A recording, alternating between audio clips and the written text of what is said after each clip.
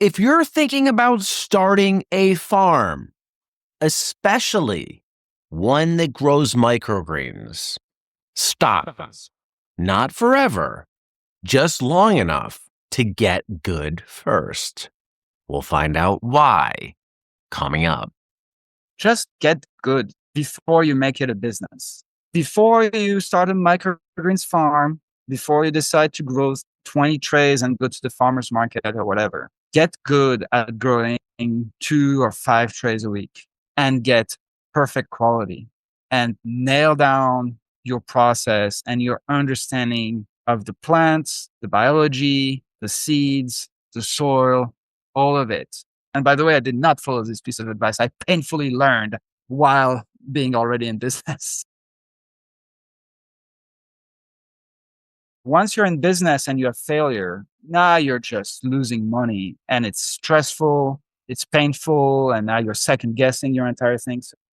Farmer Vincent Cuneo learned this lesson the hard way. He started his business with no growing experience. His year 2 revenue was $230,000 despite that lack of experience, and money was tight the first few years.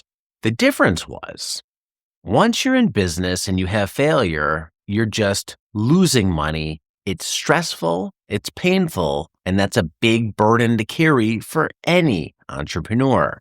You're second guessing every decision that you make. He had a lot of crop failures at the time. And in that first year, it was just a lot of mistakes. It was extremely stressful for him. You can have a shelf in your basement and have 4 trays growing for 6 months and experiment with all your crops and take notes and get really good at it before you go in business. Because it's low barrier to entry, you can do it on your kitchen counter.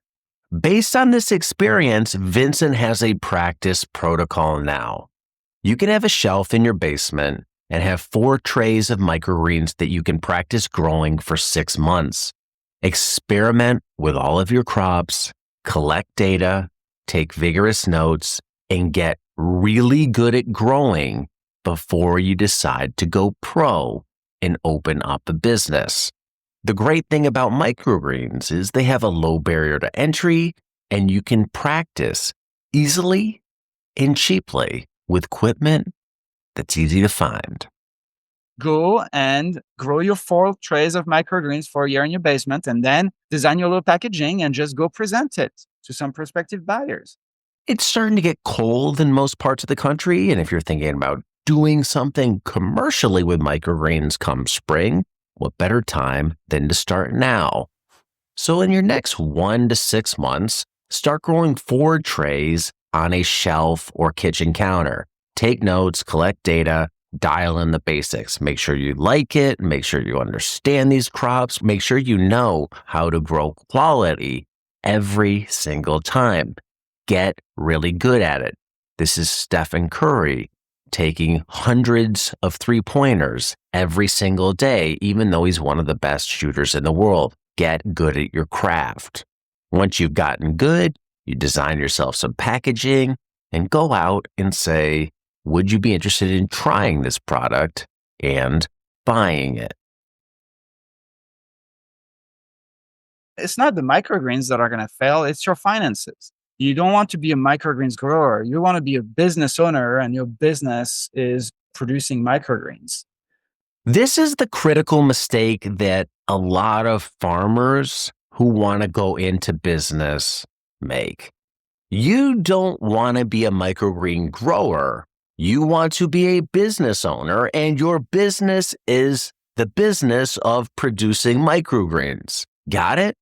You have to learn about cost control, learn about how to run a proper set of financial reports, because a lot of people love to grow, but they hate the business side of things. You need to learn how to forecast, how to market. These are the critical skills that are going to make or break you in the long run. Odds are it's not the crops or the microgreens that are going to fail. It's your finances or your approach to running your business. Think about that. do the market research and understand if it's feasible. Because it might not be feasible. Maybe that opportunity exists near you. Maybe it doesn't. Maybe the restaurants don't have a good supplier near you. Maybe you go to the farmer's market and there are already two microgreens guys. While microgreens has a very low barrier to entry, and that's a huge advantage, it's also a big disadvantage because anybody can do it. So be sure to do your market research beforehand and understand who you're going to sell to and if you can sell enough to justify being in this business in the first place. Is it possible? Can it support my lifestyle? Because it might not be. Through the years of doing podcasting, more than 10, I've seen people come and go, people open up businesses, shut them down, and I've seen people fail. It's a realistic possibility. You can't prevent it, but do your research ahead of time so you know what you're getting into. Be sure to look for niches in the market. And that might not be selling at farmers markets. You might need to look to local co-ops or grocery stores or restaurants. Maybe the restaurants in your area don't have a good supplier.